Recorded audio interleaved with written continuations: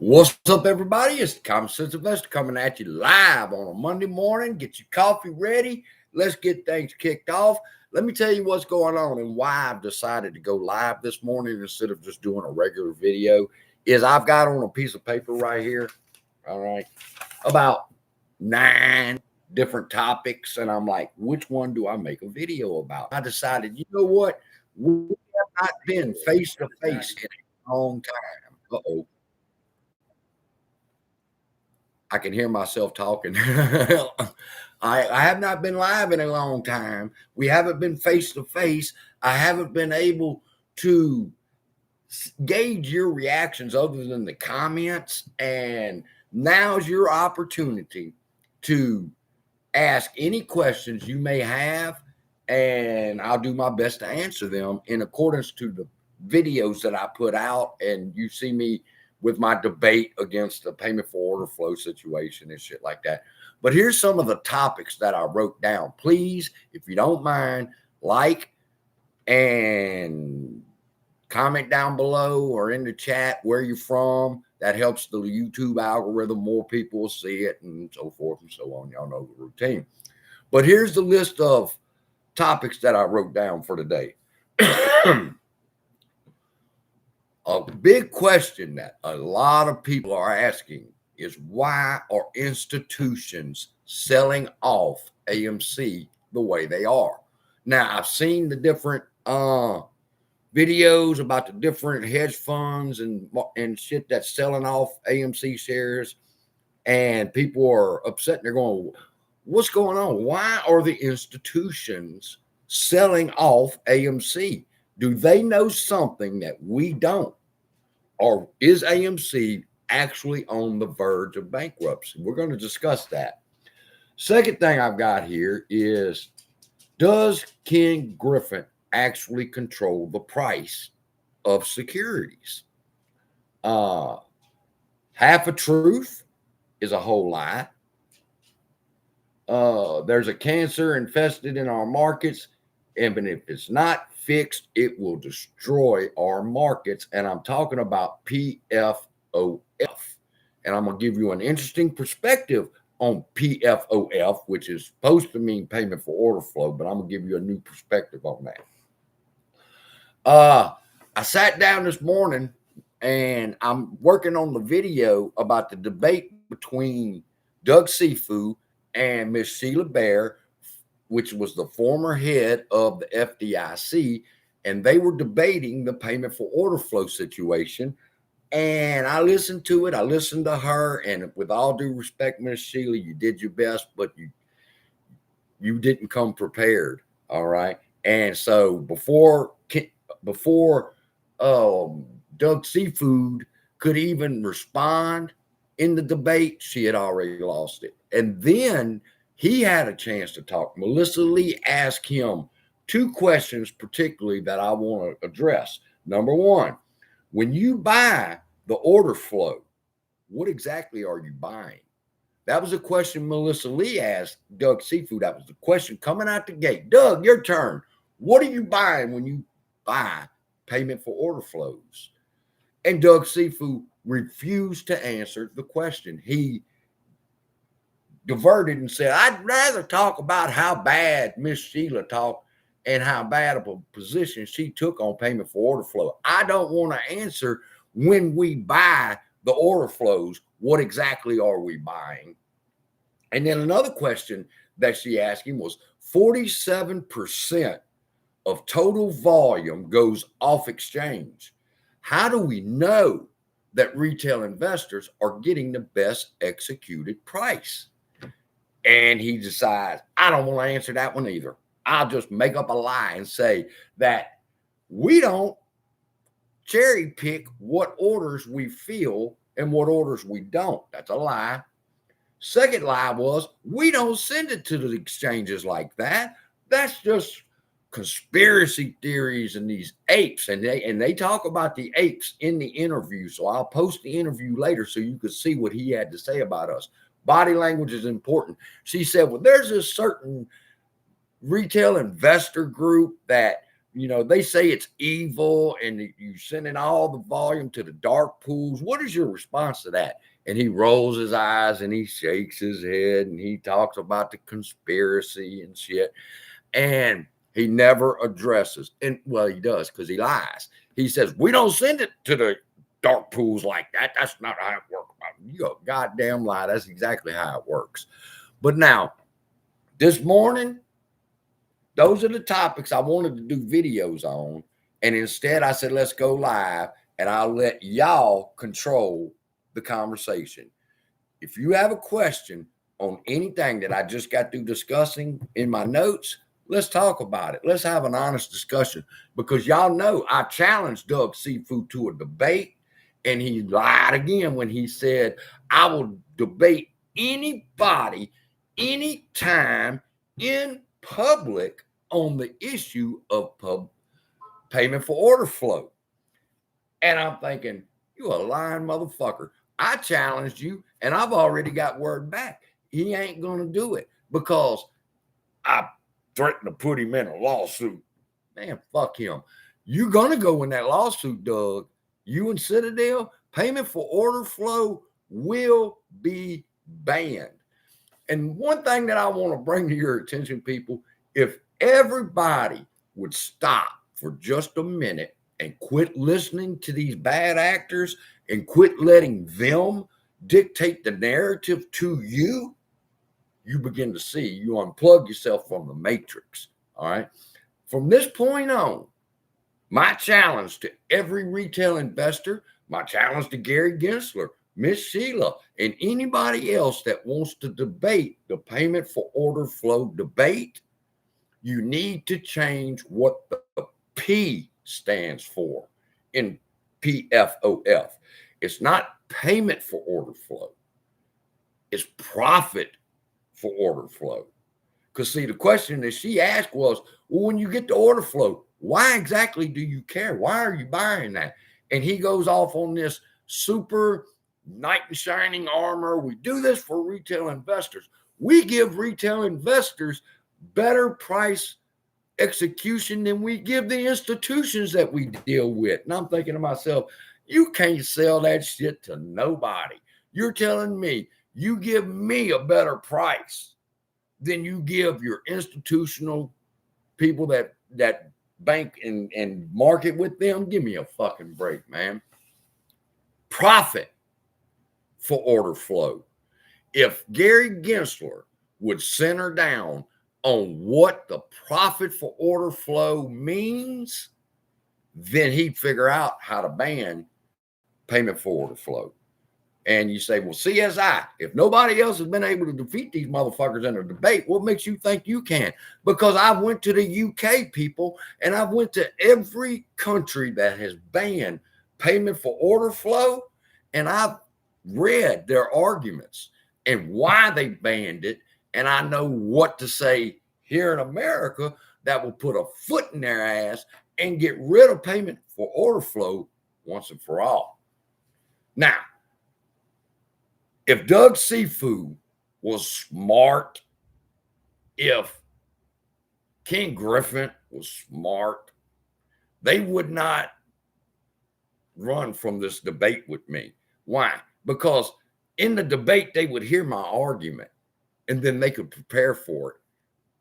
Except for one thing, CSI is smarter than that. I'm not going to give up my argument, even in a debate. I'm going to take their argument away from the meeting. All right. But I already know their arguments. Everything that they say is bullshit when it comes to profit for order flow. I really wish YouTubers, people who keep the community informed, would quit saying payment for order flow and realize that it's profit for the order flow. And then if you can make that leap from just that one word, you would know how to defeat the payment for order flow argument. It's very simple, people. Let me take a minute. Let me look at the chat. Let me see what everybody's saying. Good morning, everybody. If you just got in, please hit the like button and comment where you're from so we know what's going on. And let me see what everybody's talking about. If you have a question, concerning any videos that I have been putting up, then now's the time for you to ask me. You have me on live. I have nothing to hide, and I will answer your questions to the best of my ability. So let me start scrolling through the chat and see what's going on. What is going on, Rachel? She was the first one here. Brown, Rachel, Roadrunner Logistics. I ain't seen some of y'all in so long. It's crazy, man. I get tied up, and I don't really like going live, but here we are. Morning, CSI. Thanks for doing the live stream. North Virginia, Buffalo, New York. New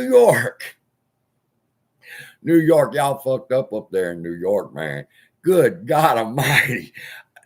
That is the devil's den up there in New York. Did you know Citigroup, but Citibank particularly, which is a subsidiary of Citigroup, is stationed in New York City. And they are the ones that created the Brazilian BDRs. Chicago, oh my God. I got all the gangsters in here today, huh? UK, England. UK, I just got through reading your arguments as to why your brokerages or why your market makers, your SEC, whatever they call y'all over there in UK, I just read their arguments as to why they banned payment for order flow. Good job on the people and the politicians in the UK who seen what it was for what it really is and have banned it. Good morning, CSI. Long Island, New York. Damn, more New York people. Is this only going out to New York and Chicago? Have you looked into short exempt volume during the share offering? No, not really. You're in England. What's happening? Oh, who is that? Chris. Let me tell you something. If there was any place I really wanted to live out the rest of my life, it would be England. I love that England accent.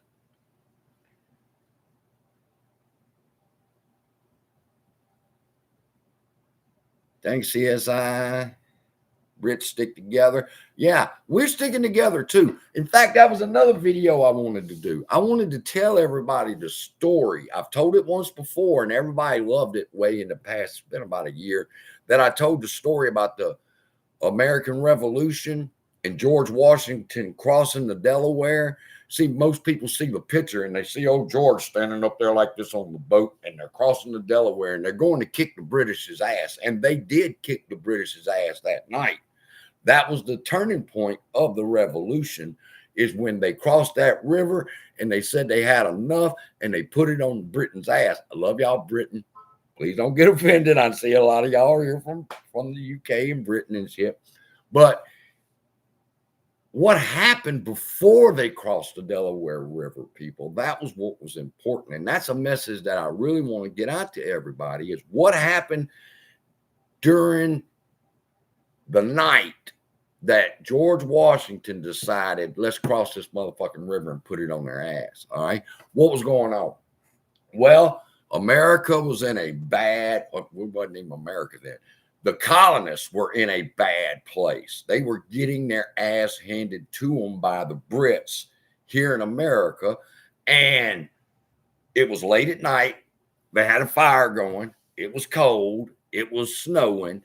And some of them were gathered around the fire. And George Washington noticed one man in particular that was sitting off by himself on a stump, and he was writing. So George, trying to motivate the troops, goes over there and he starts talking to him. And he goes, "What's up, Thomas? What are you doing? Why ain't you over here by the fire?" And Thomas said, "I got too much shit to do. I got too much writing to do." I loved Thomas Paine. When George said, "Well, what are you writing?" And Thomas Paine explained to him and read the beginning of it. And it goes, "These are the times that try men's souls. The summer soldiers and the sunshine patriots will, in this case, divert from the love of many." And I mean, I'm paraphrasing, but the point and context of what Thomas Paine wrote that night, George Washington said, "Give me that." He took it to Benjamin Franklin. Benjamin Franklin made the printing press and they printed out all the writings that Thomas Paine had done and circulated it throughout America. America had had enough. And now they're sitting there defeated on this side of the river. And they're looking on the other side of the river. And they're seeing the Brits. They have big, huge tents, warm fires, plenty of food. And the people on the other side of the river, the colonists, were starving to death, freezing to death. And all hope was lost until Thomas Paine stood up and said, you know what? Let me explain some common fucking sense to you. Either we win this shit or we all die. And do you know that if George Washington and his men hadn't to cross that Delaware and won and beat the British, we wouldn't be here today. That's how important that battle was. But they were sitting there and Thomas Paine put in their head and said, look at these motherfuckers. They've taken everything from us. They try to crush us. They think that we are below them, and it's time for us to put a stop to it. And it pumped up the colonists, and they said, you know what? Fuck them. Why are we sitting over here freezing to death, starving with no food? They went to George Washington, and they said, look, we're out of food. What do we do? George said, fill up a pot with water. This is a true story. Fill up a pot with water, fill it with twigs, and then serve it as a soup. That's what they had for dinner. And they're sitting there looking at this, and they're looking across the river, and they're seeing how good the Brits are eating. They eat good over there. They barbecuing. And they said, man, fuck that. Get in the boat. Get in the boat. It's time to end this shit once and for all. And that's the position we find ourselves in right now. All right. You've got a decision to make. You have been in a war. You have been getting your ass kicked. And now time has came to where you say, you know what? Enough's enough of their bullshit. It's time to cross the Delaware River and whoop that ass. And my context of that to today is it's time to get them in the courtroom, people. It's time to put it on their ass. I'm telling you, I have locked down Citigroup too. You can't, they're on the mat. They can't get up. I've knocked their asses out. All right. And now they're coming at me and they're saying, look, why don't you just leave the BDRs alone? CSI, you can't prove your point. And I'm like, get the fuck out of here. I'll see you in court. Get ready, because the fight is about to begin. How long is it going to take? I don't know. Family from the UK, place called Washington in northeast England. If they would have lost that war, CSI wouldn't be here today, because they would have crushed the colonists and they would have made an example out of them for the rest of the world. You don't buck the fucking British Empire. All right. You wouldn't be here today if George Washington and his men had to cross that river and whoop that ass. And the question that I have this morning is, where are your children going to be and your grandchildren going to be if we don't cross this river and beat their ass now and stop them from taking over like they have in our stock market? Then we don't have a future, people. We will always be subservient to bitches like Doug Seafood and Ken Griffin and the rest of them. So I say, and it's very interesting that I'm talking about Thomas Paine this morning, because the pamphlet that he wrote, does anybody, before I even tell y'all what it was, does anybody know what the pamphlet was that Thomas Paine wrote? What was the title of it? Does anybody know the answer to that question? I'm going to give y'all a minute. I'm going to give you a minute. Don't Google Thomas Paine to find out what his famous pamphlet was. That's not fair. Good morning, Simon, Nancy, Steve. Where's the haters at? Where are my haters? See, that's the difference between me and the rest of them. Is I don't block a motherfucker. If you want to hate, come on, hate. I'll come at you head on. Let's talk. But common sense. Mike White got it right. Thomas Paine wrote the pamphlet called Common Sense. And Common Sense pamphlet dealt with, motherfuckers, it's only common sense that we are independent away from these people. We have to stop them. If you don't stop them, they're going to destroy our country. So when I started my channel, I called it the Common Sense Investor. Why? Because of my love, admiration, and appreciation for what Thomas Paine did. I knew that one day it would come a time when I would have to stand up and I would have to motivate the people. And I would have to say, you know what? It's up to you. Do you want to fight these motherfuckers, or do you want to be a slave to them for the rest of your fucking lives and your children and your grandchildren? I was watching the movie The Dinner with, what's that motherfucker's name? Played American Gigolo.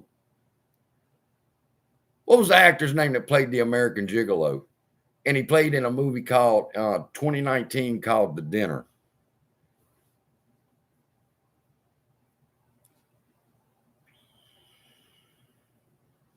Well, I appreciate it. I'm hoping I'm making people proud. What is that song? Richard Gere. Richard Gere. Somebody got it too. Todd got it. Richard Gere. Tone Docs got it. Richard Gere. Richard Gere.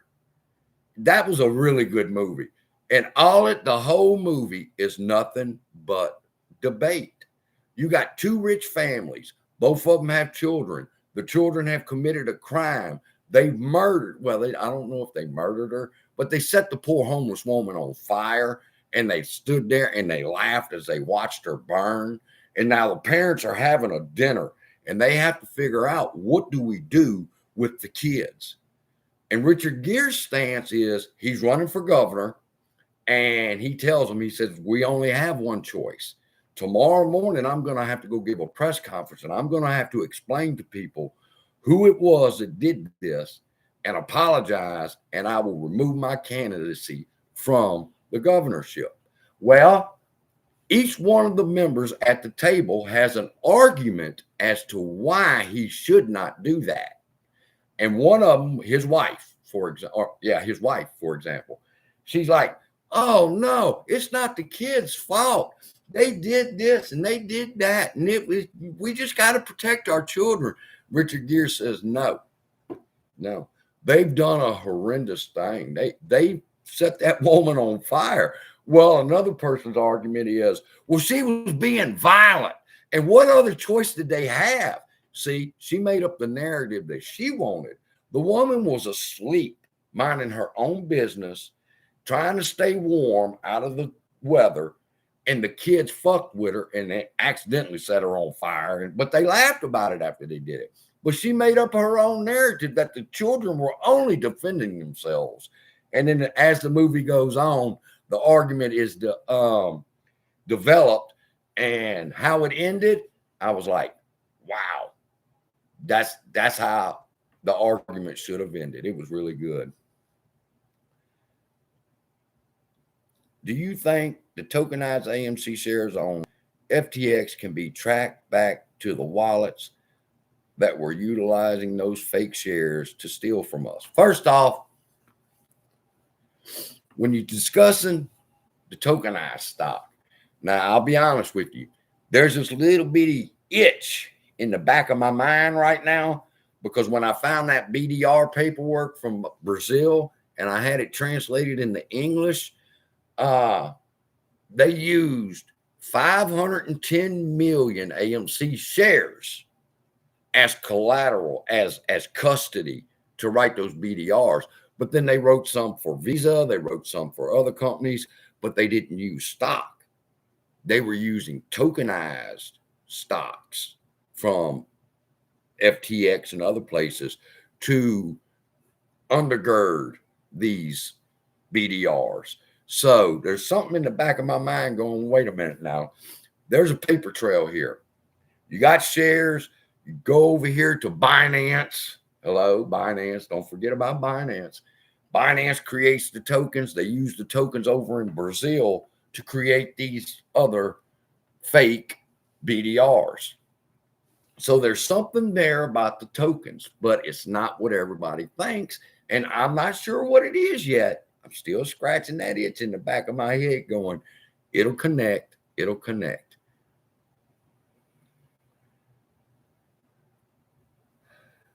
Tokenized stocks. All right.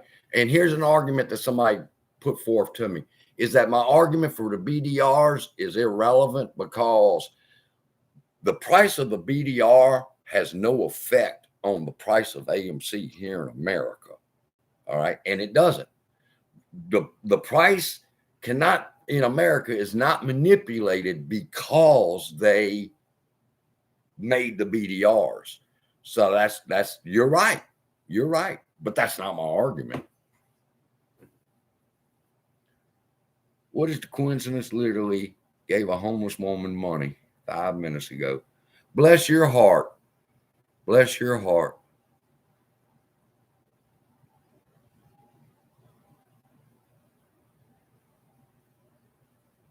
Okay. Paper Bear Grunt says, if those BDRs were basically the whole float, how could they be shares in Sweden to convert? Now, I'm going to make an assumption here that you're referring to New York Angelo's video that he just did yesterday. I watched it, that they created the tokenized AMC shares on FTX and they could redeem those tokens in Switzerland for actual shares of AMC. Then they dumped the fake shares of AMC into the market. So you have no idea where or how many fucking shares of AMC there are. I seen that video. I was sitting down and I was getting ready to blast it and say, look at what this New York Angelo just come up with. But you know what? Right as I was about to hit that record button, I learned a valuable lesson. Look at the date on the article. And the article that he was referring to about the tokenized shares on FTX and being swapped out in Switzerland for shares of AMC is over a year old. Over a year old. So that don't mean I should do a video about an article from a year ago. What I really need to do, if I was really an investigative journalist, is I would call the Chainsaw, which is the publication that wrote the article, the actual article, and I would ask for a follow-up. It's been 1 year since you wrote this article. What have you come up with since then? So be careful what you're watching. I've made the mistake. I've made the mistake. I've done videos and I've showed people an article, and somebody's got to say that article's 2 years old, CSI, and I got to come back and go, fuck, that article's 2 years old. I can't use it.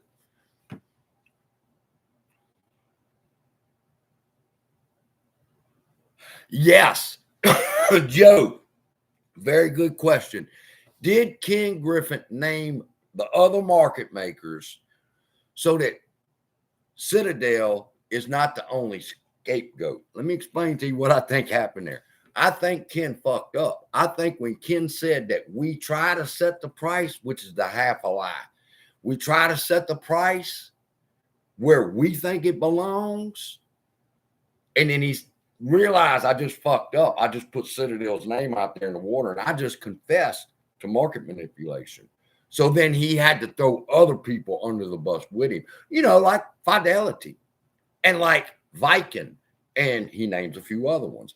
But he realized that he fucked up naming his company as a participant in market manipulation. So then he started throwing out other names because he wanted everybody to realize it ain't just me, it's everybody. So yes, he did that because he realized he was fixing to be, that video has went viral, people. And I was the first one to show it to y'all. Meditation. Let me tell y'all how crazy CSI is. Who you fucking with here, okay? I was in a chat group and somebody made the comment to me about, how do I come up with some of the shit that I come up with? How did I figure out what they're doing? And I said, I meditate. I lay on the couch with the dogs. I relax. I cover up, smoke a joint, and I meditate. And the individual said, I love meditating. And I said, I don't know if my meditation and the definition of your meditation is the same. All right. Because I'm not sitting there with my legs folded and my fingers on. That's not meditation to me. Okay. Meditation to me is laying down, closing my eyes, getting my mind clear, and then basically don't freak out, don't click off. In fact, hit the like button. Only half of y'all's hit the like button. But I can astro project myself to wherever and whenever I want. I learned that when I was in Bible college, and I had a mentor that taught me how to lay down, meditate, clear my mind, and I could go to whatever part of the Bible that I was reading, and I could sit there with Jesus in the upper room and listen to the things that were going on. Well, I've transcended that over into this. I can close my eyes, people, and make myself go to Citadel's office. And I sit in their boardroom and I listen to their lawyers as they try to craft an argument against us. And then I come back from that meeting and I know the answers. I know it sounds crazy, but it's just meditation.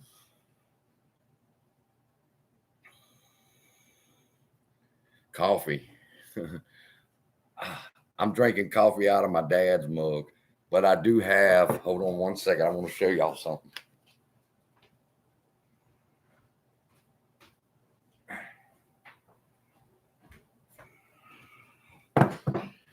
People get shit twisted. You see my shirt? I created that shirt for me. And I created this mug that says Common Sense Investor with the justice on it that's blind and stuff. I created that because I wanted it. And I created this mug that says Ape Strong Together because I wanted it. I wasn't wanting to sell it. And some people in the Discord said, well, hold up, give us a chance. We want to buy some too. And they did. But the purpose was I wanted something to walk away from this play with as a memento. So I created that. But with coffee in the mornings, I drank from my dad's coffee cup.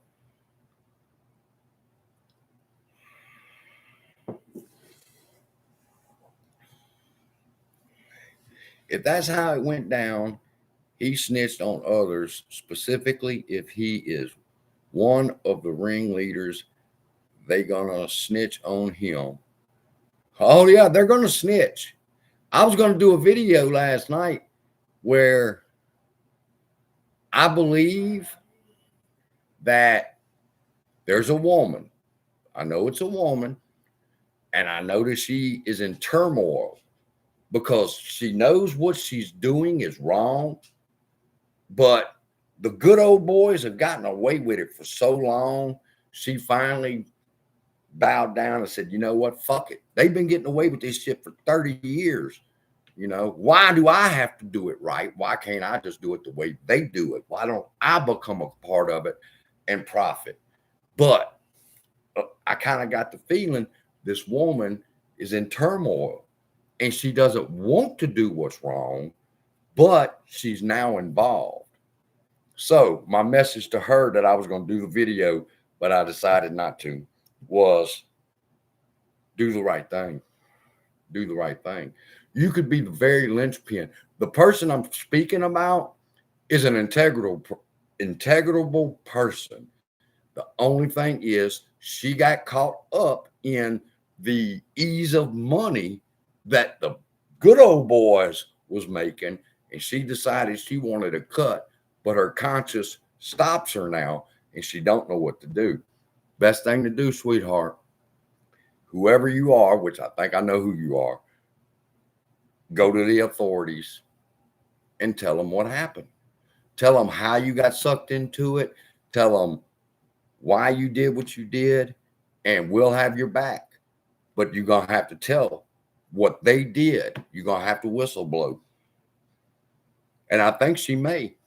I got a feeling we're about to get a whistleblower.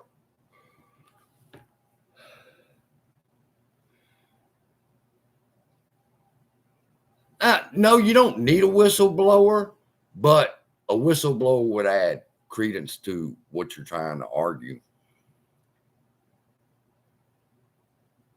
Gary Gensler's trying. If you listen to the interview, I'll post it in a little while.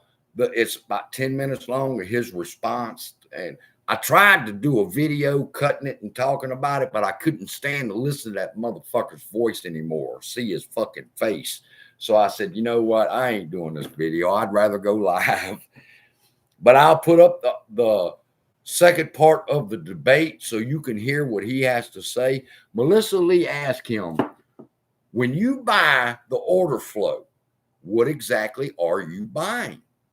And he refused to answer that. The problem with payment for order flow is in that answer. What are you buying when you buy the order flow? I mean, what are you profiting? And he lies, and he lies, and he lies. And he says, we don't profit a damn thing. What everything we do for you. Bullshit. There's got to be a profit in there somewhere. And he says there's not. Payment for order flow is actually an expense. So we're losing when we take the payment. I'm like, get the fuck out of here. You're losing money by taking payment. We'll stop taking it. We don't want Doug and Ken to lose any more money from processing payment for order flows. That's an expense they don't need to have anymore. Go ahead and take it off your books.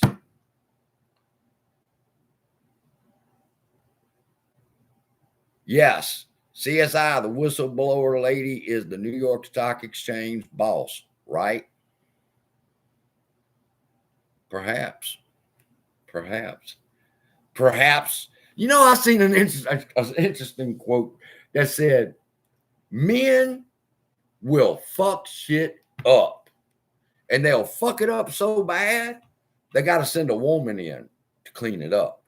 And one person got offended at that statement, and I was like, why? It's the truth. Men will fuck it up.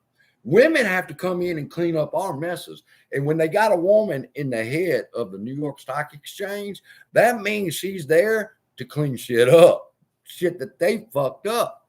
And she knows. She knows all the dirt and all the tricks and all the data and everything that you need to prove what they've done. Only thing is, she has to be able to stand up and say, I've had enough. I've had enough. They've gotten away with it long enough, and it's time to put it to a stop. So yes, it could be her, or it could be somebody from Binance. Hello, if you know Binance and you know about the tokens that were written there, and you know who's running Binance, it's a woman, and she can be the key. Also, that explains how this thing works. So it's one of them. I believe it's most likely the New York Stock Exchange lady. All right. But it could be the Binance lady. I just know that it's fixing to be a woman. A woman is fixing to say that she's had enough of the good old boy network and going to put a foot in these mafia piece of shit's ass and shut them down. By someone that will do something about it instead of the smoke and mirrors that has been going on. We are right now, listen to me, people. Right now, the horn or the trumpet or whatever you want to call it is being blown. It's time to go to war. We've been at war, but it's time to put the shit to bed. And I'm just thankful that the Lord has seen that I am worthy to be a part of it. No ego here. Anything I say, anything I do, I really do believe is divinely inspired. In fact, I'll show y'all a secret about CSI.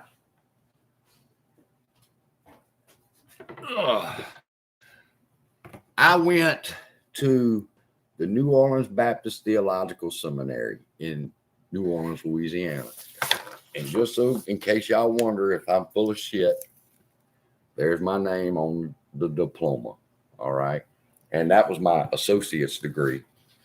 And I didn't even know this thing still exists. When my dad died and I was going through his stuff, I found it and I was shocked. I'm like, holy shit, this thing is about 30 years old and it's still in mint condition. That's how proud he was that I went to college and got a degree. I was the first one in our family. So yes, I'm a very spiritual person, even though you can't tell from my vulgar ass mouth. It's front running. No, let me stop you right there. Front running is not the problem with profit for order flow. All right. If Citadel, for example, was front running and they took the order flow and they knew how many shares people were going to buy of AMC, then they buy AMC first, and then they process the order. The stock goes up, and they can cash out. That's how they front run. But that's not the issue. Why do you say that, CSI? Because then you would see the transactions that the big institutions are doing. All right, you would see that they'd be purchasing AMC on a daily basis according to the order flow. So it's not front running.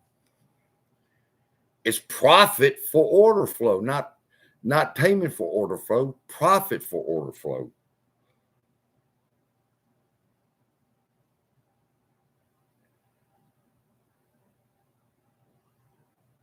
How can we still have 500 million shares? Well, I don't know what you mean by that. We don't.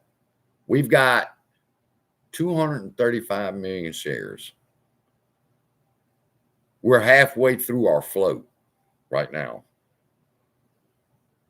And has anybody asked the question of, we did a $35 million or 35 million share, $35 million dilution? Why have we not seen that paperwork yet? They said that they sold them shares at $10 a share. How long has it been since we've been at $10? Why have they not submitted that paperwork to the SEC showing that they've sold them? They haven't.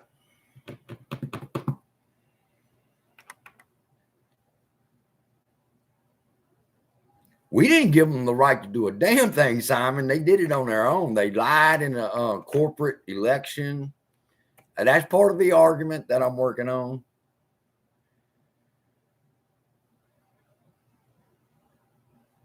Tell me about it. This is the second pot that I'm on right now, too. And I'm out of sugar, so I'm having to drink that shit black. Oh, wow, am I fucking amped.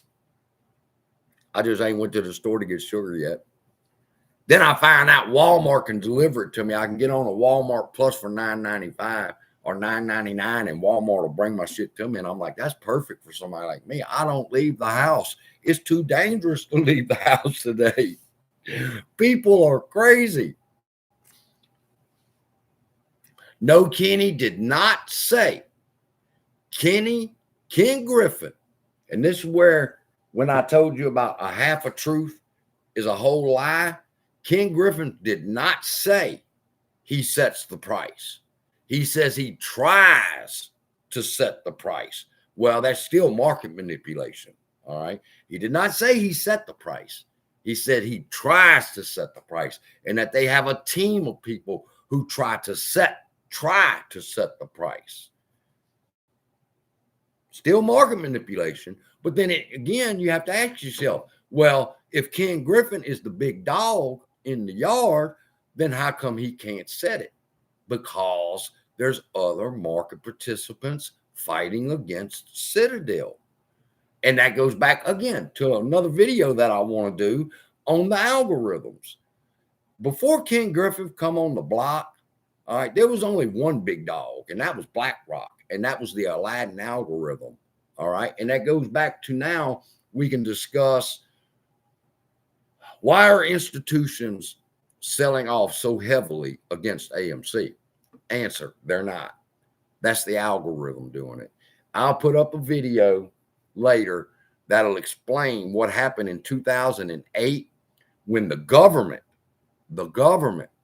called Larry Fink from BlackRock and they wanted BlackRock to come in with their Aladdin algorithm program and to assess all the different banks and their risk management and what stock they needed to sell so as not to crash the market, but still meet their margin calls. That was the Aladdin program's job in 2008.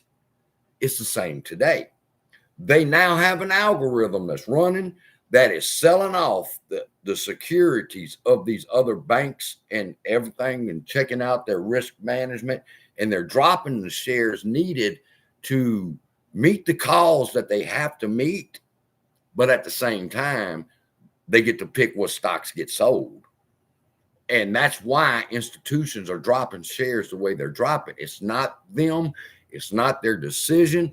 Let me think. Fidelity, for example. I believe Fidelity is really, really, really, really deep in the hole on this, okay? And there's only one thing worse than saying payment for order flow gives you 0%, zero commission free, trading. Apparently, Fidelity doesn't use payment for order flow, and commissions are supposed to be free, according to Doug Seafood. All right. I don't use Fidelity, but Fidelity is one of the biggest ones, boy. They'll be lucky if Fidelity makes it out. But again, the algorithm is choosing and looking inside of Fidelity, and they agree to it. Fidelity don't argue with them. They allow it to happen because supposedly Citadel, I believe it's Citadel's algorithm called the ABC algorithm, and Aladdin are fighting one another. That's why they can't set the price. That's why Citadel can't set the price. Why? Because you got the Aladdin algorithm over here working contrary to what the Citadel algorithm wants. And it goes back and forth. They battle back and forth. I've always told y'all this. I've told y'all this is not a battle between us and them. It's a battle between them and them. All right. We just caught up in the middle. But the algorithm is in play right now, assessing all the different banks and deciding risk assessment and what stock they can drop to meet their obligations without crashing the market. Same thing they did in 2008. You know who crashed in 2008 and burned and didn't survive? Lehman Brothers. You know why Lehman Brothers was the fall guy, the one that it devastated them. You know why? Because they refused to use the algorithm. So BlackRock punished them and said, you know what? You don't want to use our algorithm, bitch. You going under. And they allowed Lehman Brothers to. Same thing now. Do you realize, it's important for you to know this, that even though it's Citadel's algorithm, and even though it's BlackRock's algorithm, they sell membership to that algorithm. And all the different hedge funds and banks and market makers and shit, they have access. They choose, okay, well, we want to use the Aladdin program. So they subscribe through BlackRock to have that algorithm in their arsenal to be able to use.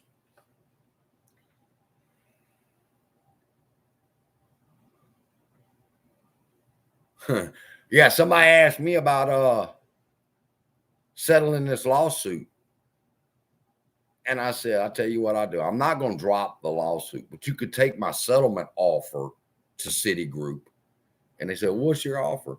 $40 billion, bitch. You ain't getting off cheap. And listen, I think I'm fixing to raise that, because if we can get this into court and get it in front of a jury, people, I have uncovered that Citigroup has counterfeited $14 trillion worth of stock in Brazil. 14 trillion. So when I say this lawsuit's possibly worth $500 billion, I might want to up that. Fuck that. Let's go for an even trillion.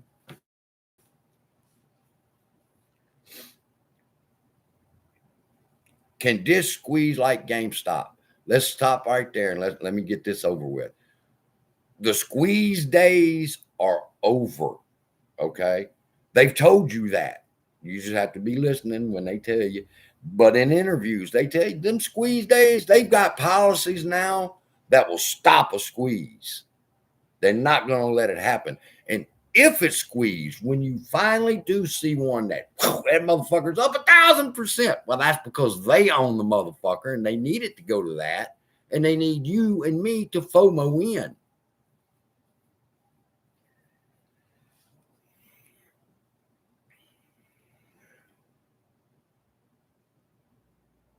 They'll be looking for revenge against me, and that puts you and your family in their crosshairs. Okay, I was going to do a video about that too. Let me tell you something. There was one time in my life where somebody was going to do me great bodily harm, and we got face to face, and I had a choice. Do I fight this motherfucker, and do I put him out, or what do I do? And I looked at him and he's ready to hurt me. And I said, you know what? That's a bad idea. And he said, what you mean, white boy?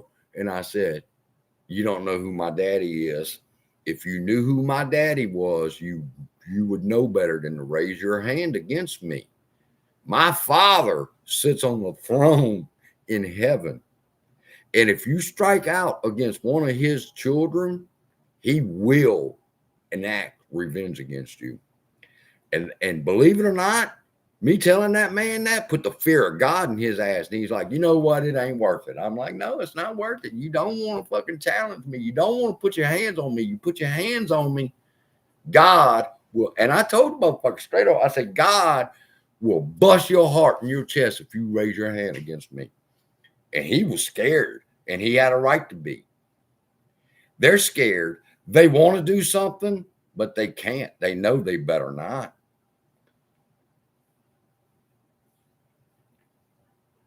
Can Kenny G make his counterfeit shares disappear by selling the debt to some offshore shell? Yes, that's one way they do it.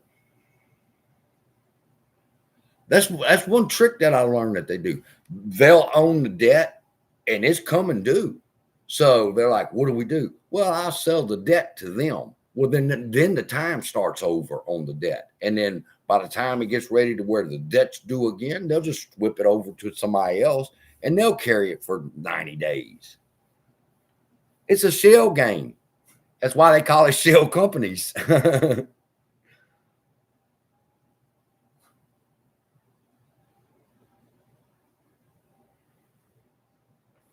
What does PFOF stand for? Y'all hit the like button.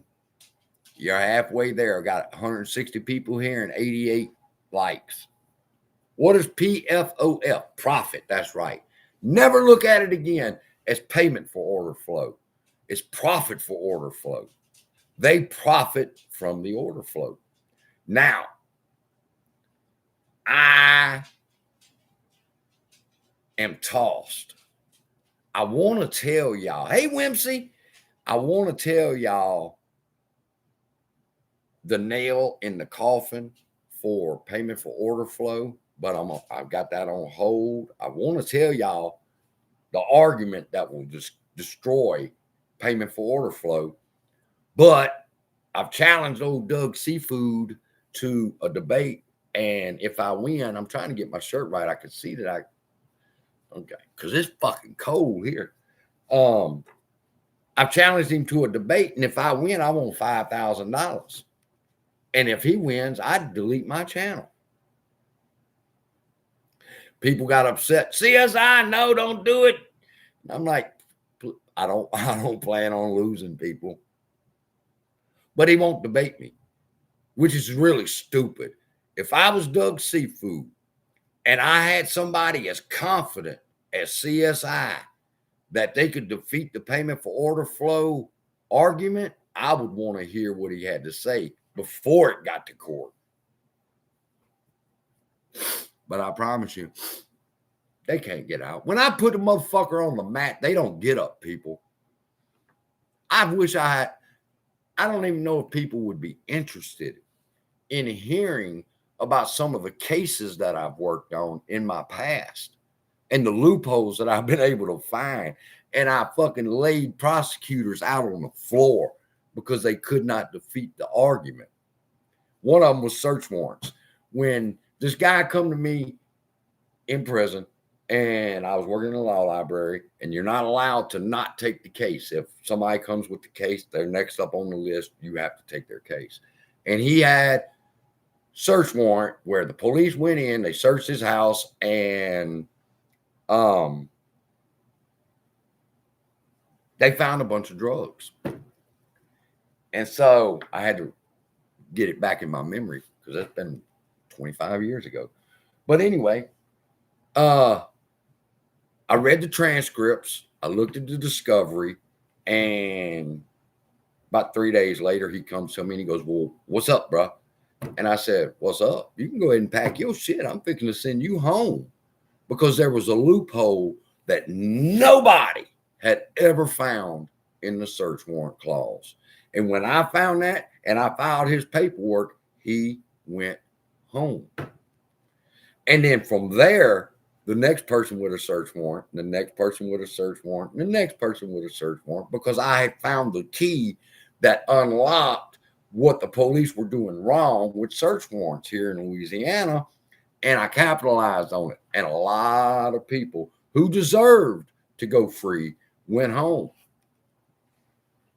And basically, it goes like this. When the police search your home, there's certain things that has to happen. First, they go and they present an affidavit of probable cause to the judge. The judge reads it, and spoiler alert, the judges always agree with the police. You got enough probable cause. They look at the report. Susie's aunts, cousins, brothers, sister-in-law said that there's drugs in this home and we need to go get them. Well, that's probable cause. Well, it's hearsay, 25 people down the line. Well, the thing about a search warrant is when they search your home, they have to leave a receipt somewhere in sight, like on your dining room table, showing if they took anything. They have to give a list of what they took. And if they didn't find anything, they have to leave the form that says the house has been searched. We didn't find what we was looking for. Then the next step in the process is the police is supposed to notify the judge. We found the drugs, just like the informant told us they was there. Well, what if they search your house and they don't find anything? What then? The police have to still send that form in to the judge and says, "Hey, we searched the house and we didn't find anything." Why do they have to do that? Well, that keeps the police from getting a search warrant from the judge and search the house on Monday. They don't find what they're looking for. Search the house on Thursday. They don't find what they're looking for. Search the house on Saturday. And lo and behold, these wonderful, well-educated detectives missed the fact that the drugs was right there on the counter the whole time. Bullshit. You searched the house 3 times, didn't find nothing? No. If they don't find anything, people, they have to notify the judge they were wrong. So I capitalized off that. I said, did you write the judge and tell them that you searched his house on Monday and didn't find anything, but you went back Thursday and lo and behold, it was sitting right there in plain sight? And they said, "No, we didn't file that." Well, then throw it out, because the chain of custody of the search warrant had been broken. And I freed a lot of people on that. And that got me in trouble. The prosecutors complained so much, and the DA called the jail, and they moved me out the law library because of that one claim that I was freeing everybody on. They're like, "Shut this motherfucker down." I had to go work in the kitchen.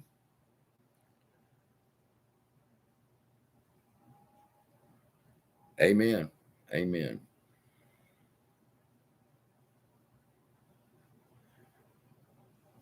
I mean, I'm take a survey here. No, I can't. I can't give it. I got to learn to be quiet too, because some people are checking me in the comments going, CSI, you shouldn't be reading all this. You're putting them on top of it. And I'm trying to be careful, but sometimes I slip up. I don't want to give them the argument. I can defeat payment for order flow, though. I can defeat payment for order flow just like I defeated Citigroup in this BDR case. Now it's all strategy. When do I want to drop it? Who do I want to drop it against? Because I was talking to somebody, I don't want to call his name. We were discussing strategy. And I thought to myself, you know what might be a good strategy here would be if we filed the lawsuit, if I filed the lawsuit strictly just against Citigroup. File my lawsuit, they're going to respond to my lawsuit. And if they can, which they can't, but if they somehow did figure a way around my argument, well, then that's the only thing we lose is that argument. Well, then the next person can pick up the same argument that I had and strengthen it because they'll know the argument they used to defeat me with. And we can go play this game all motherfucking day. All right. You beat my argument, I better not call his name, because right after I'm through and you beat me, the next ape standing up and he going, okay, you beat CSI and you use this argument against CSI. So now we strengthen our shit. I have to be careful. I cannot give the actual argument away unless he wants to debate me. Because I could use $5,000 for Christmas. I'd take his money. That's right. I have to, and look, people, a lot of my videos are psych ops, okay? When I do a video, it's with the intention of communicating to them something because I'm trying to elicit, hey, little green candle, I'm trying to elicit a response from them. And Doug is pretty smart. He knew better than to debate me because he has to give up his argument. I'm not going to give up mine. I'm not going to tell Doug why payment for order flow should be banned. I want him to take a stance on why it shouldn't be. Why payment for, profit for order flow should be legal. I want all of their arguments. But he knew he wouldn't do it. Pussy boy.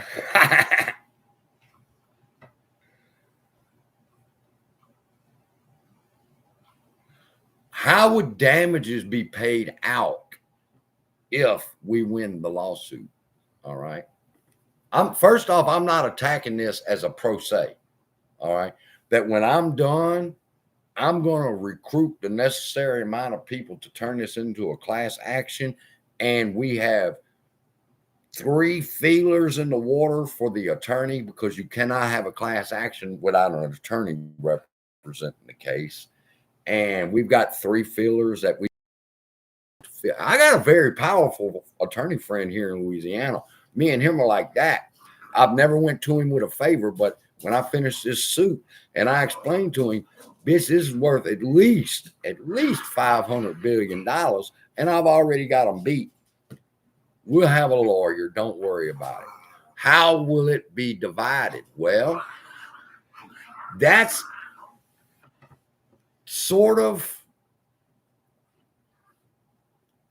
a sticking point, because I've thought about this and I said, well, it's going to be divided between the shareholders who held AMC between this date and this date. These are the class of people that will be involved in this lawsuit. So when we win, these shareholders within this time frame will get paid. But if we're right and there's billions and billions of synthetics, and there's possibly 10 million, 15 million actual retail investors involved in AMC and GME, then the lawsuit of $500 billion starts getting smaller and smaller and smaller for each individual investor. So it depends on how many actual retail investors there are. So I'm like, well, that's not going to work. That's not going to. Who the shareholders were during a particular time would not work. So here's what I'm thinking. Tell me what you think. And this is one of the reasons why I'm not putting AMC as a defendant. AMC theaters, AMC shareholders who own AMC are victims. I'm not going to sue AMC. I'm suing my fucking self. So what am I doing? If I can make Citigroup claw back $50 billion, they need to give that to AMC. And there's a reason why I say that. I had to research it and figure out what would be my catch. How can I go from giving it to the shareholders till it needs to go to AMC, because AMC is actually the victim here. And so AMC, if we win, AMC theaters would get a windfall of $50 billion just off Citigroup, at least. And then I thought, well, what, they're just going to steal it? Well, we'll have to stop that from happening. Believe me, when I put my first foot in their ass, they're going to know better than to fuck with us anymore. They're going to know retail is somebody to fuck, not to fuck with.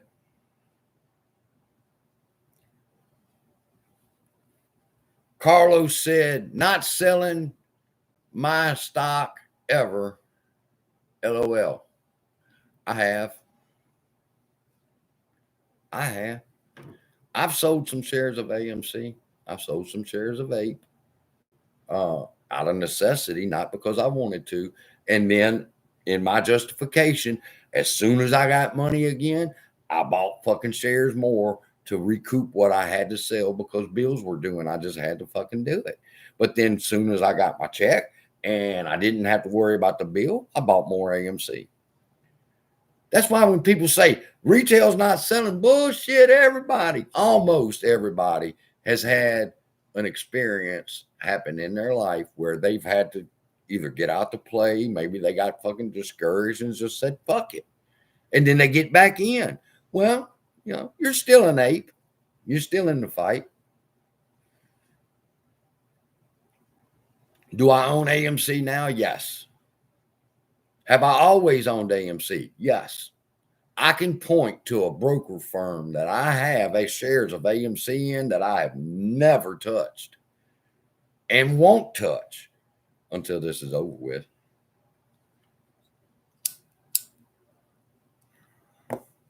I'm not going to give away the argument. I gave enough away when I call it profit for order flow instead of payment for order flow. You ought to be able to figure out why, what my argument is.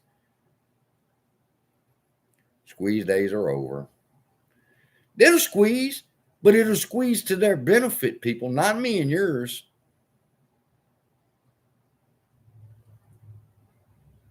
Squeeze days are over, but just curious. You got a show called Ham and Williams Short Killers Fighting for Fairness, saying that GTII and Fanger will squeeze. What's your thoughts on their fight? Okay. I don't remember. I was going to talk about this, but I don't remember who it was. Who was it that hired Wes Christian?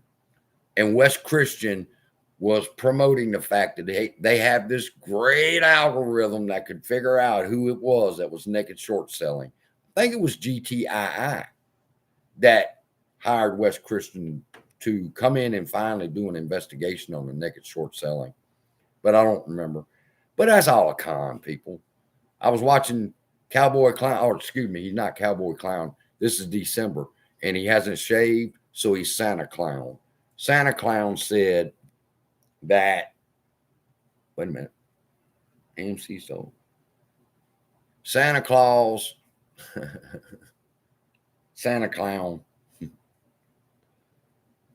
I forgot my train of thought, people. I got to get some weed. And I only keep enough weed that is legal, so you could bust in my house and search my house. You're not going to find nothing illegal here. you'll find that pistol sitting right there on that coffee table. And my 3 dogs, which reminds me, there.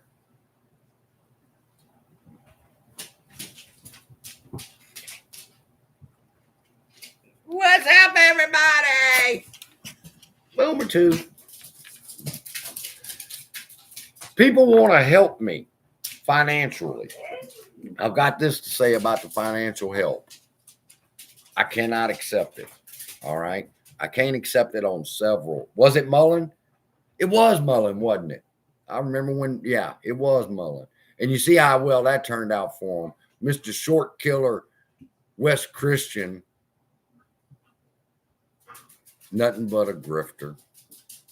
My opinion. Buy Bear a beer.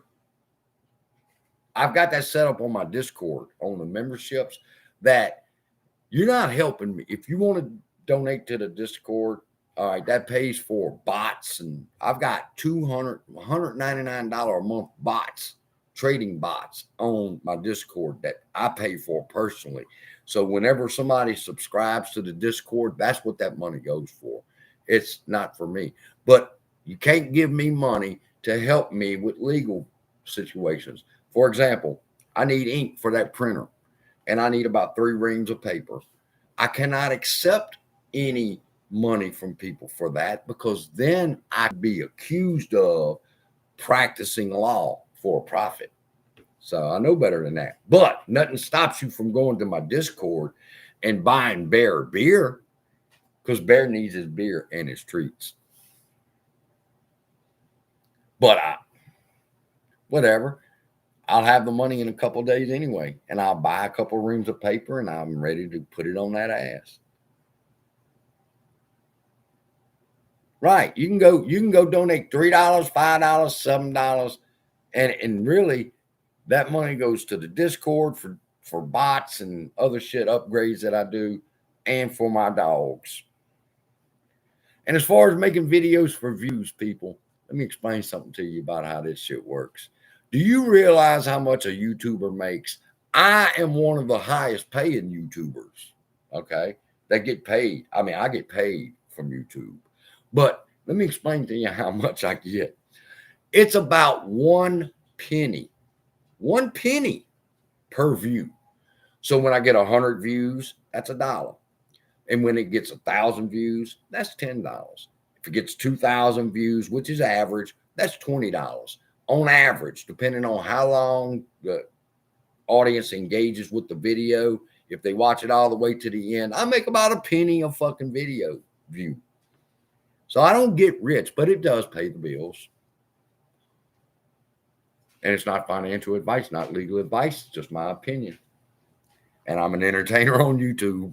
Don't take anything I say. However, a couple of my favorite YouTubers say it. What is AMC at right now? I don't even have the fucking chart pulled up. I can guarantee you it's not over $8. Why? Because they don't want it over $8. And I can't figure that out. By now, Aron has swapped out the debt.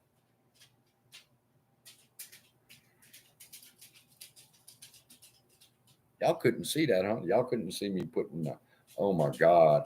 Every time I open this fucking brokerage account and I see my account is in triple fucking digits, I just can't believe it. What is AMC at? AMC is down $6.86. Will it run up? Absolutely. Why? Because they're swapping the debt for shares. And when they do that, they don't just swap. Antar didn't just decide, hey, let's swap the debt for shares of AMC and maybe we can make some money that way. No, you swap the debt for shares, you run the price up, they cash out, they do the pumping thing, and everybody FOMOs in, and you're buying their shares. That's the AMC hustle. That's why Adam Aron don't want AMC to go bankrupt. I was sharing with somebody last night. I said, no, Adam Aron ain't working with Apollo. Not anymore. Apollo told Adam Aron, bankrupt it, declare bankruptcy. Why? Because they had the bonds and all the other great shit. They was going to be insured that they get their money, and they was going to take over AMC. And Adam Aron told Apollo no. And instead of declaring bankruptcy, he created APE. Now, did he create APE to keep us from going bankrupt? No, they was keeping the fucking AMC hustle going. Now they got shares again. We'll swap you out the AMC APE shares for debt, and then we'll run it up from 66 cents to $3 and help y'all make about $100 billion. That's the AMC hustle. Yeah, I didn't want to sit here. I kind of like this to just be open and free, and because you know me, I don't give a fuck about what I say. I have to be careful though, because they are coming. They're going to come legally. There is one, I'll give you this. There's one way Citigroup will not have to pay 50 to 80 billion dollars. There's only one way. I can't tell y'all what it is. If I was Citigroup, this is what I would do. I can't tell y'all that because then they do it. I'm about to beat Bear's ass. Bear, you finna get ass beaten. Letting you know, you chewing on my damn blanket. Don't you chew on that blanket. You know better than that, boy. Buy CSI belt to whoop his ass with. Watch this. It's their treat jar. Bear's freaking to say, bye, y'all. Calm down, man. Shit.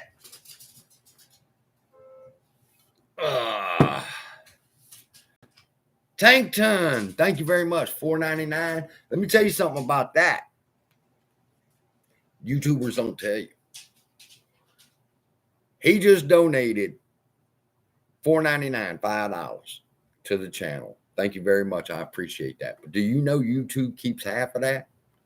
So when I finally do get paid for that contribution, I only get $2.50 of it. No big deal. I appreciate anything. Watch the videos. I make 1 penny. I don't do this for the money. The money's just extra.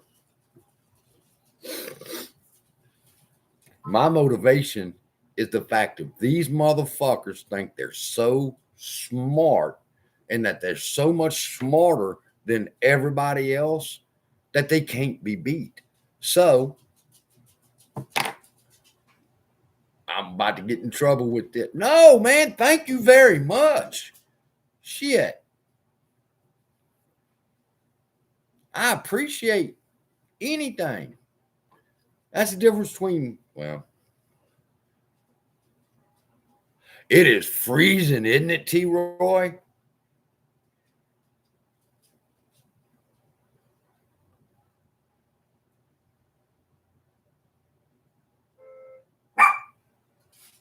If I thought AMC was done, I mean, what do you mean by AMC is done? Are you referring to the fact that you think that AMC is going to go bankrupt? Because it's not going to go bankrupt unless they just actually get to Adam Aron and just say, hey, bankrupt it, and it's done. But that's not their option. They don't want to bankrupt AMC. There's too much money involved in it for them. Do you realize, and I've started the argument, I've started writing it, I'm on my argument right now, proving beyond any doubt that Adam Aron, Citigroup, B. Riley, Goldman Sachs sold 330 million shares of APE shares before they were registered with the SEC. I can prove that. And they've tried to argue with me about it, and they're full of shit. I can prove they done it. Or I wouldn't be telling you I can prove it.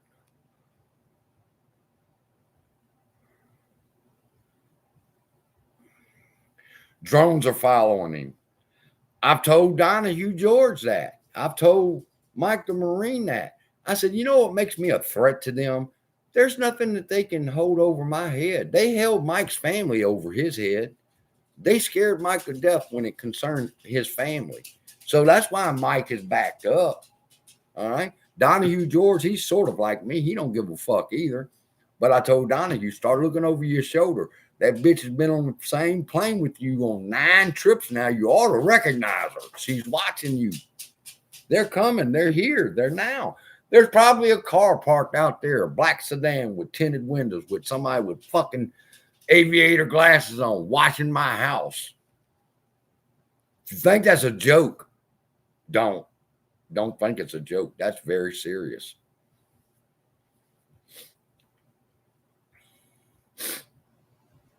When they knock on the front door, I'm going live. When I say, who is it? And they go, DOJ. I'm saying, hold on a second. Let me put some pants on. Record. Now, do you have a warrant to even talk to me? Because I don't even want to talk to you bitches.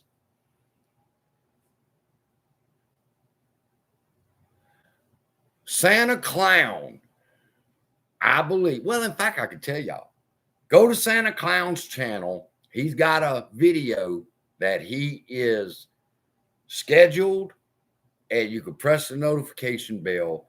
Him and a noisy hoe is going to be live talking about the case against Citigroup and the rest of them, which when you're talking about the case against AMC and Citigroup and all that, you're talking about me. So, I mean, be honest. If they're going to talk about me, shouldn't I be there to represent myself?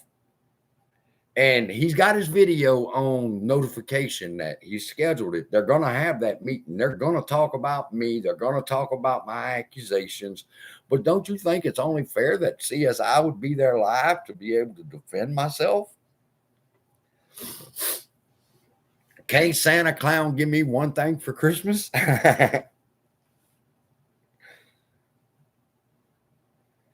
BBBY. That's not the ticker symbol for that anymore, is it?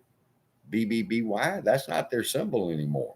I thought it was BBBYQ or some shit.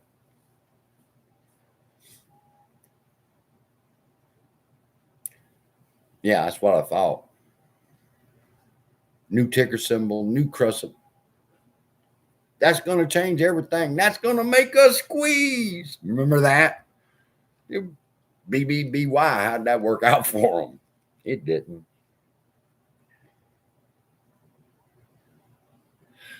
Freethinker says, give me one reason AMC will trade higher than $6.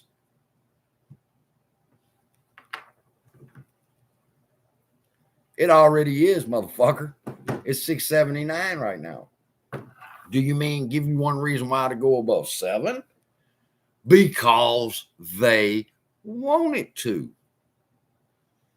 If it runs up, I believe that it's going to run up to first 12, then 20. And that'll probably be it right then. When it does that, is that the squeeze? No, they need it. They want that. They just traded out shares and they want it to run up so they can make you FOMO in. No, I haven't heard anything about Macy's. They want to get things wrapped up. Yes, they do.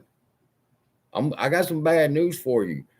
Do not be surprised when Aron says there's fixing to be another 10-to-1 reverse stock split. Reverse stock splitting is the only way that they can get rid of that shit.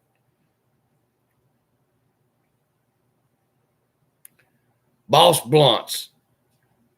It wasn't Blunts, it was Bigums. All right.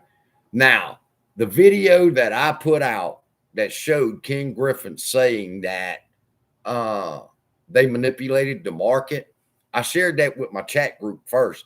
Mike the Marine picked it up. And Mike not only made the video that showed Ken Griffin saying that he manipulated the market, he adds the audio of where Aron is admitting that he knows that they do this. But when Bigums shared The video on Twitter, he cut out the part about Adam Aron, and he only mentions Ken Griffin saying that they control the price, and he cut the part out of Mike's video that said Adam Aron knew that they were doing it too. And that's where my half a truth is a whole lie. See, he's lying to his followers on Twitter and on YouTube because he's only telling you a half a truth. He's only telling you what Ken Griffin said. He's not telling you that Adam Aron said he knew what they were doing. And he didn't give a fuck. How many reverse stock splits can they do? Well, I'll tell you this. Some of y'all, I smoke a lot of weed. Some of y'all can remember what stock was it in the middle of the night? They did a reverse stock split. They didn't inform any investors. They just woke up the next morning. They're like, what the fuck? What happened to my shares? Oh, we had a 10-to-1 reverse stock split while you were asleep.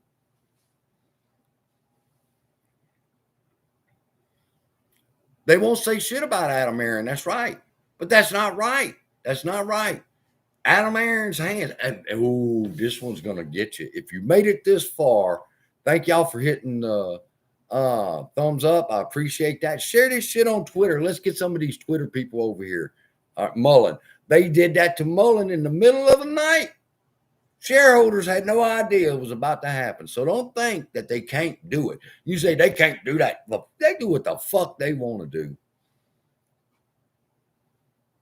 Well, I was about to make a damn point. What was my point that I was about to make? Damn, I was fixing to make a point and I forgot what it was. Me too. I lost with Mullen too.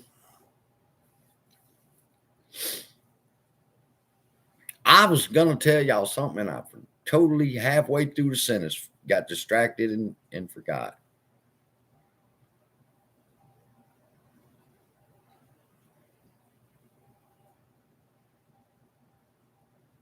Where's the haters? You know them haters, they talk about all the haters are coming in here and I had to block them. I welcome you.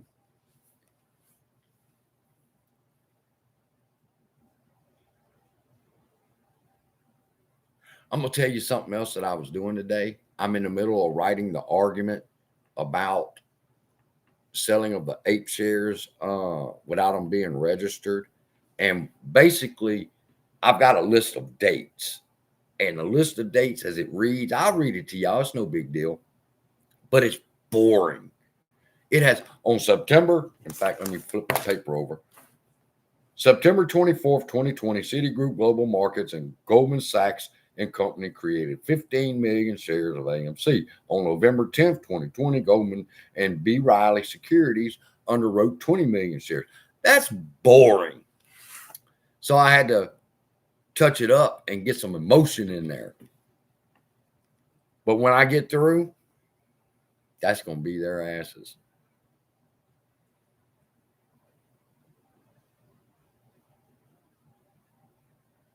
I don't remember what it was. I was scrolling through. That was concerning this. I was scrolling through his Twitter feed, Adam Aron's Twitter feed.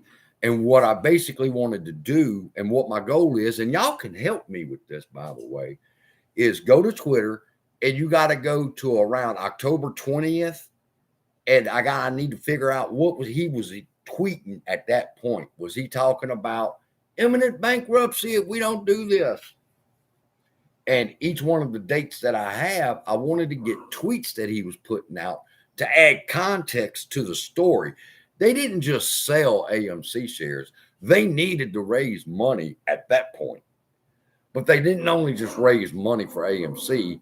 They put 330 million shares of ape out on the market without them being registered, and they pocketed that money. That's bullshit, CSI. They wouldn't do that. Yeah, neither did Citi. Citigroup didn't do it over there in Brazil to the tune of $14 trillion.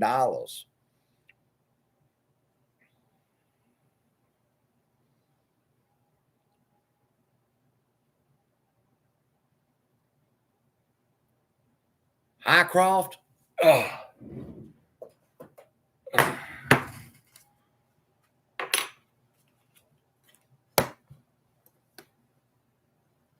$200, and I think it was $33 or something for this. The best thing about this is its case. It's a beautiful case. I love it. It looks beautiful. But it's 3 silver coins that Highcroft created, and they were given the impression that there's going to be 3 coins. All right. And they said special shout out to Aron and Miss Diane, and they gave the impression that there was going to be a 3rd CEO. So I thought a buyout was coming. So I bought these, thinking that if I was lucky enough to be the one that gets the special certificate and letter from Aron, I would learn who the next CEO, because I believe that Highcroft was fixing to be bought. And I thought that that's what this was for. But I was wrong. No big deal. And now I have a $233 silver coin set that's probably worth about 50 cents.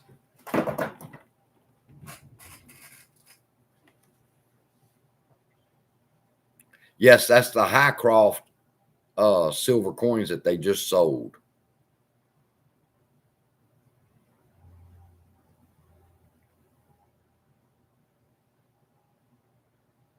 I told somebody last night, I said, Santa Clown is going to bring and put Highcroft coal in my stocking because them bitches ain't found no gold yet.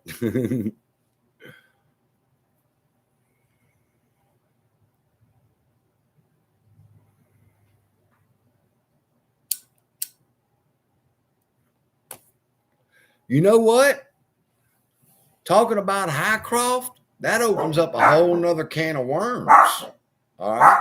Because remember, look at Boomer sitting over there in the chair. Can y'all see him? Look at him. He's sitting there watching me.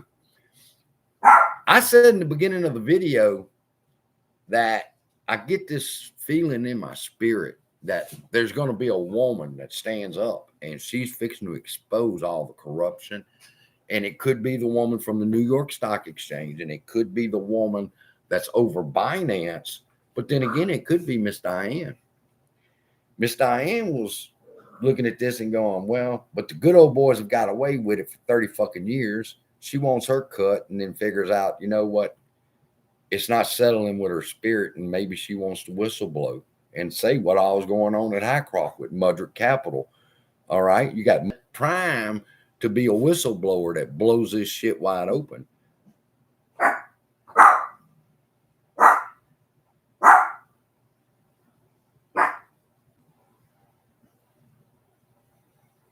Have you found other tangible evidence besides the smoking gun?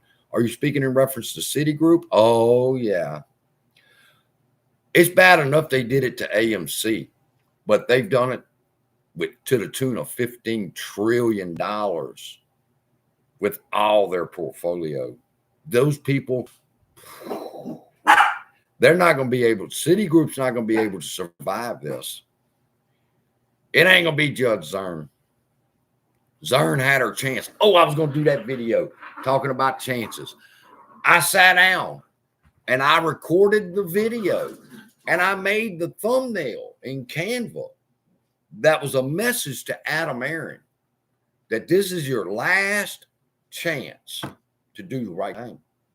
This is your last chance to do the right thing before the dominoes begin to tumble. And when I went to upload that video, do you know what happened?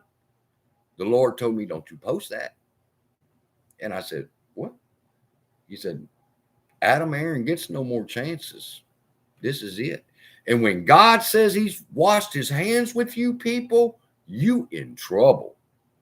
And so I went and took a break and walked the dogs and came back, and I'm doing my thing. And then I get ready to upload the video again, and I hear that same fucking still voice in the back of my mind that says, don't you upload that video. And I said, why not? Because Aron don't get another chance. It's over with. God has washed his hands with Aron. Now, you can think I'm crazy. You can unsubscribe if you think that I'm crazy because I think that I can hear that small voice in the back of my head. And people used to say, well, how do you know that it's God talking? I said, because when it's me talking to myself, I'm usually wrong. But when I know that voice and it tells me that this is water's not wet and the sky's not blue, then I know that it's right because it's the Lord. In a still small voice, and sometimes in a really loud yell. When I'm really off track, there's like, stop! And I'm like, what? And you think that's crazy. It happened to Peter. Peter was on the road or was it Paul? It was Paul. Paul was on the road heading the wrong direction where God wanted him to go. And God put a stop, said, that's not where I want you to go. It's the still small voice, and you just have to be in a relationship to know. I know my dad's voice.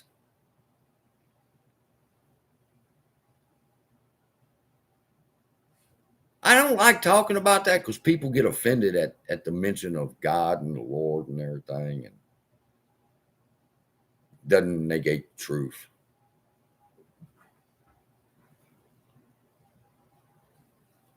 I tell you what, I knew better. When I heard that small voice in my mind that said, do not post that video. And I said, why, Lord? And he said, Aron does not get another chance. He's had his last chance. That's called a reprobate mind, people. When God finally says he's fed up and had enough with your ass, he turns you over to a reprobate mind. And that's not good at all. But I'm like, but I need the views, Lord.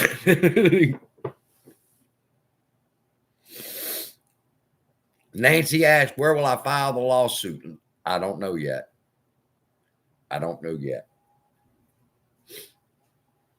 It's going to be class action. I already know that.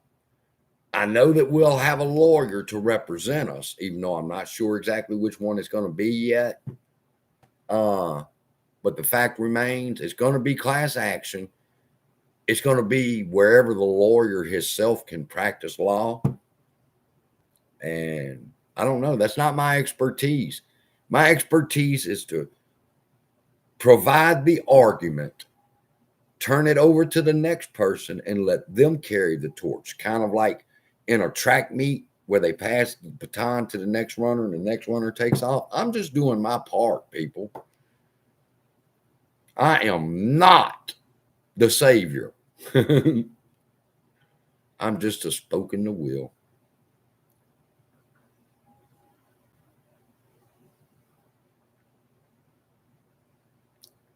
Whimsy midway in. Zen Holder, man, I ain't seen you in a while. This is why I miss doing live streams, because some of y'all's been here for a long time. And I miss talking to y'all. What y'all want to talk about? You got 22 minutes. I'll give us 22 more minutes, and then I'm going back to typing.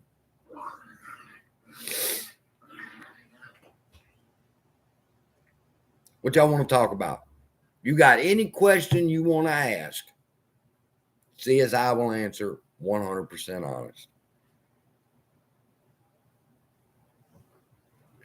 Well, how long will it take to get the lawsuit ready? Well, yesterday I had a conversation with somebody. I don't have their permission to share their name yet, but they told me focus on the next argument that I need. All right. That what they were doing was they were structuring the factual basis of what happened during Project Popcorn. And that's all I need, people. Once somebody, which he's agreed to do, writing down fact for fact for fact for fact, not speculation, fact, Then I take them facts, and this is where they get mad at me. I'll put them in ChatGPT, and I'll tell ChatGPT, you take up the other side of this argument. And ChatGPT will argue against them facts, against that argument, okay? And from that, I learn what their arguments will be, and I go back and I strengthen it. But all it takes is for somebody to help out. And this particular person, which I got a respect for, is sitting down and he's a typing all the facts. So I don't have to worry about anything with Project Popcorn is being taken care of. That's why I've turned my attention now to talking about the selling of 8 that was wrong. How long will it take? This individual said that it will probably be Wednesday before he can get back with me on the complete list. My phone's blowing up. Let's see who's talking shit to me.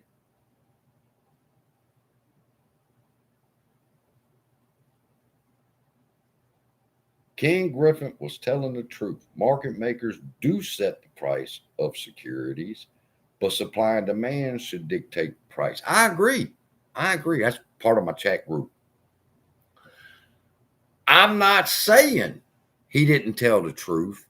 I said, be careful of telling half the truth. He said, we try to set the price. Why does he try? How does he not accomplish his goals? We've talked about it for 20 minutes. BlackRock's algorithm is in competition with Citadel's algorithm. All right. They hate each other. King Griffin and BlackRock's Larry Fink, they hate each other. And so their algorithms battle each other. When you see sometimes it takes time to explain how two algorithms can fight each other. But he told the truth. He does his best. And he does it for one reason, profit for order flow.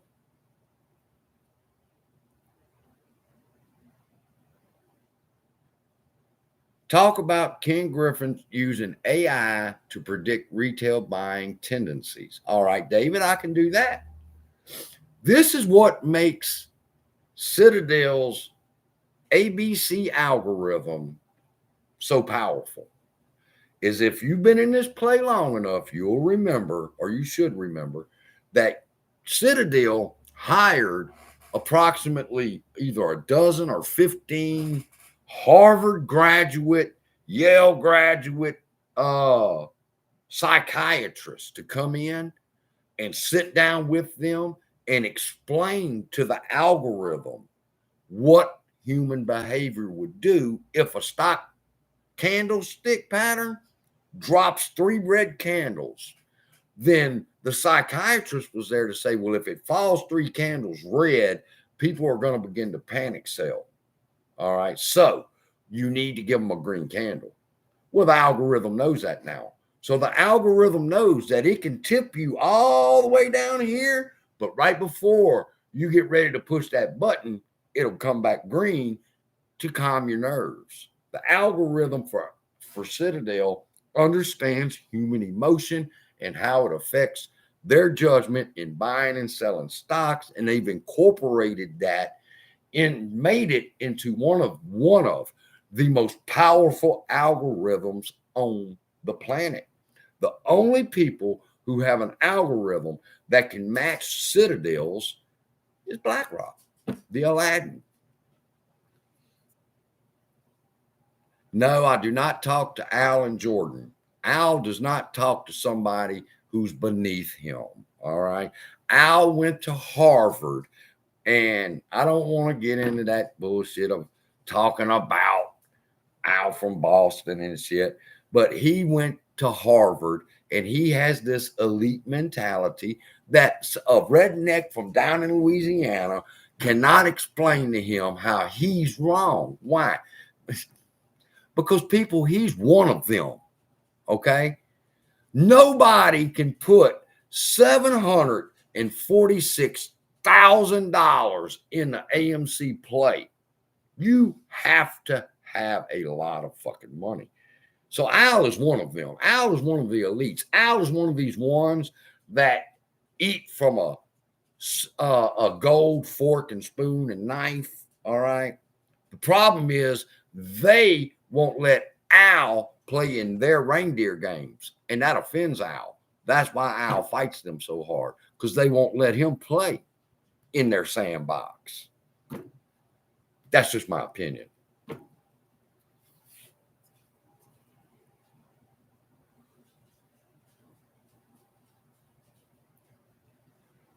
How many times has this fucking thing ran up? And I mean, I sat here. Oh my God, I couldn't tell you how long I sat here and watched every single day, every minute of the day, for 8 hours a day, that chart, waiting on it. And it would run up 7%. And you're like, oh God, this is it. And then it fucking falls out from under us. That's the algorithm. Somebody's disagreeing with me. So I'm getting a million texts here.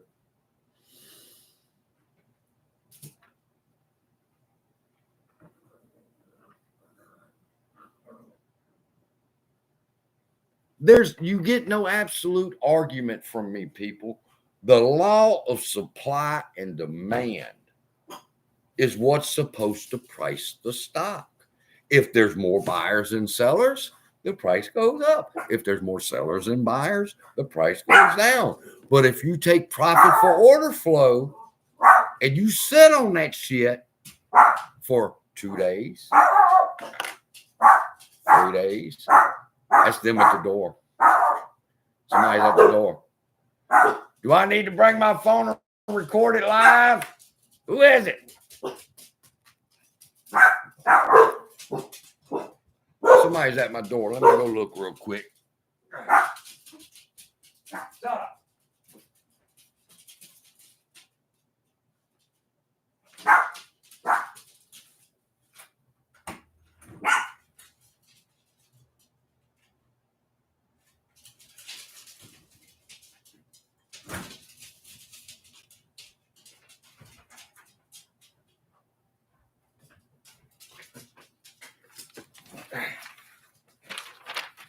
Taped to my door.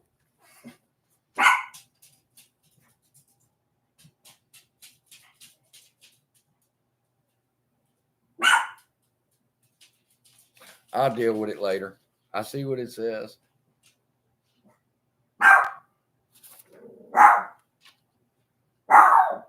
All right. Let the games begin. Leave a note on my motherfucking door, bitch. Why didn't you have the balls to knock on it? 1 second.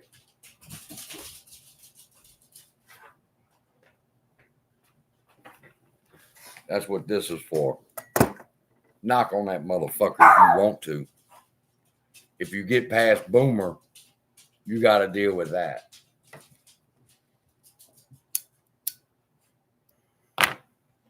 Tape a fucking note to my door. What kind of shit is that? You pussies.